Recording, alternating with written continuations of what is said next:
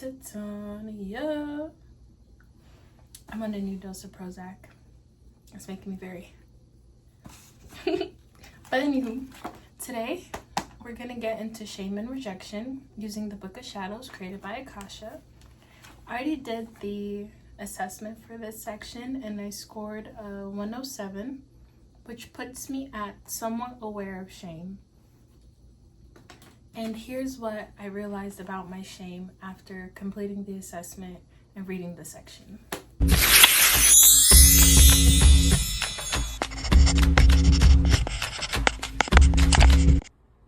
I always thought I had to be perfect, but I've been starting to see how my fear of being judged is holding me back from living freely. I used to joke and say I'm every therapist's wet dream, a sexually fluid dark-skinned woman of color with no strong religious ties that's lived through just about every major traumatic event somebody could experience in a lifetime. And mind you, I just turned 23 like 5 months ago. I've been bullied, abused, mentally, physically, financially, religiously, assaulted both sexually and physically. I've lost loved ones who I still mourn and grieve. Almost lost my own life a couple times, intentionally and unintentionally. Been kidnapped, but that's a different story. And almost homeless. And most of that happened before I even turned 13. That shit was hard. And it stays with you, especially when it happens at such a young age and you're facing some shit from every front. If it wasn't at school with peers and quote-unquote friends, then it was out in public with strangers and people I don't even know from nowhere. Or at home with my family, the so-called people who are supposed to love and protect me. And it hurts because I know I didn't deserve that. And I always found myself wondering why it had to be me. Not that I would ever wish those experiences on another soul, but why me? For the longest time, I really thought I was cursed. Or maybe born on accident because I genuinely couldn't wrap my mind around why any one person should have to suffer so much or go through so much shit. All I wanted was to be loved and seen and heard, or at least even liked. And I will admit, I put myself through some real humiliating shit looking back, trying to chase that sense of fulfillment.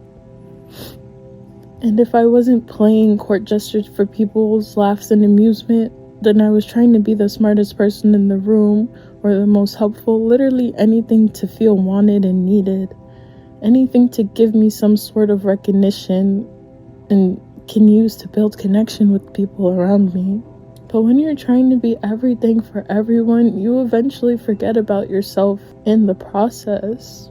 You lose yourself trying to mold into all these different roles for other people. Truth be told, I didn't care though, because I felt like if who I am now isn't good enough, if I'm not worthy of joy, of being seen, of being loved, then what's the point?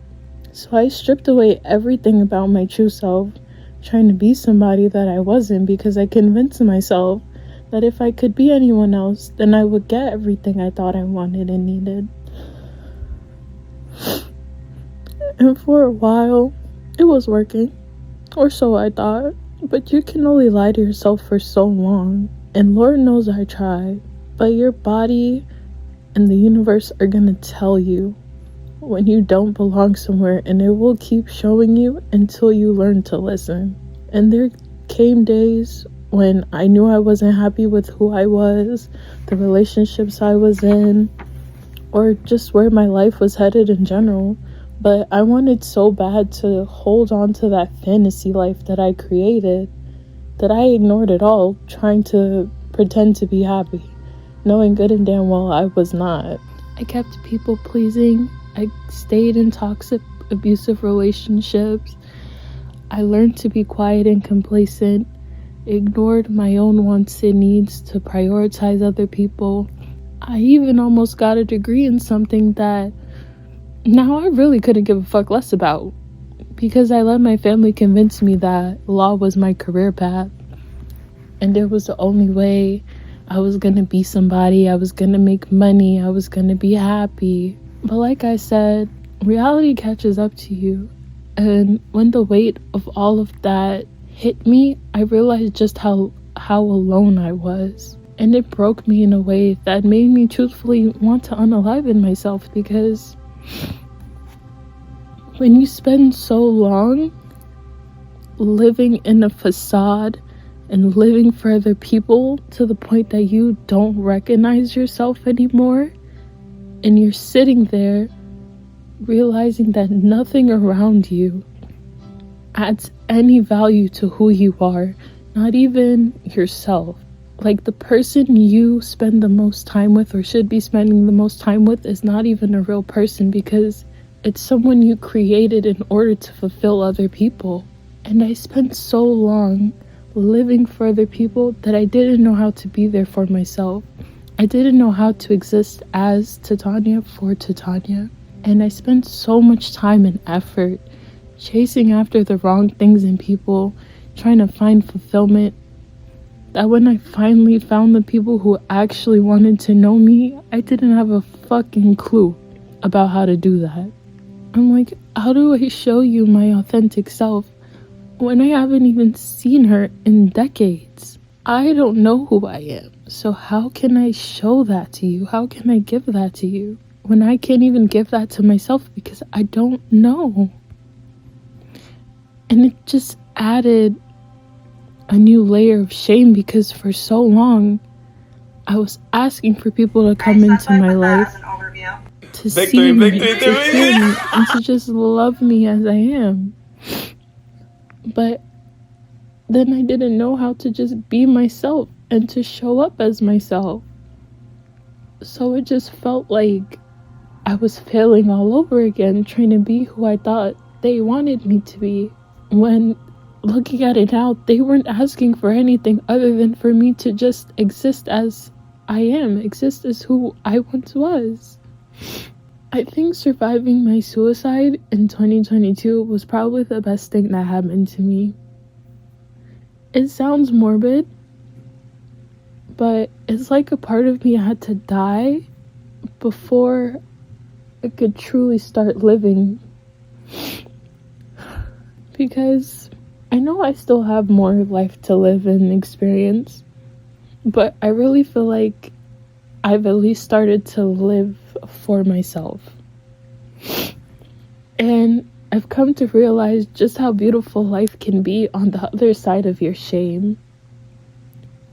When you stop trying to be perfect, when you stop trying to be somebody you're not, when you stop trying to live up to other people's expectations and who they think you should be, and when you realize there are people out there who, regardless of what you've been through, they don't care. They just want to love you for the fact that you exist. And I am so happy that I chose to live, because I've found a newfound love for life and for the things I used to enjoy. I'm getting back into art.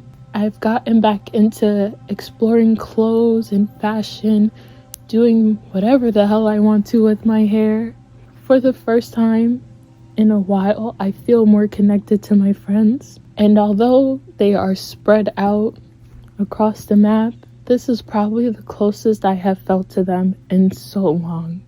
Because I feel like I'm finally showing up as myself, trauma and all, and they have shown me love nonetheless. And even some of my family members, I feel a lot closer to them. Obviously, not the ones who put me through my shit, but the other ones, they know who they are.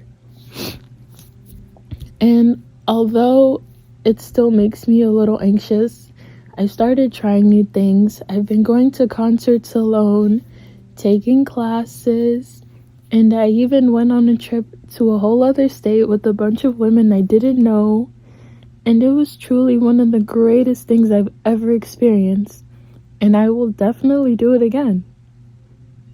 I'm still learning and trying to get back to my authentic self, but I'm coming to terms with the fact that I'm not perfect, and my journey won't be either, but both are worth embracing for exactly what they are.